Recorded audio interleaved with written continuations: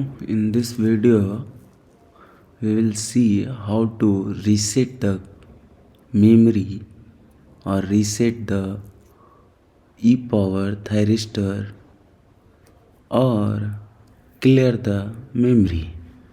So first we will go in configuration by press and hold this button, back button.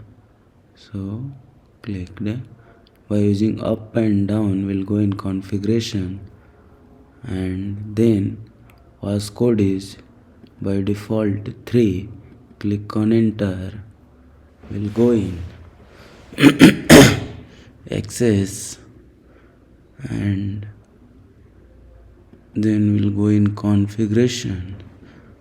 This one should now change to 0 and click on enter. Click on enter.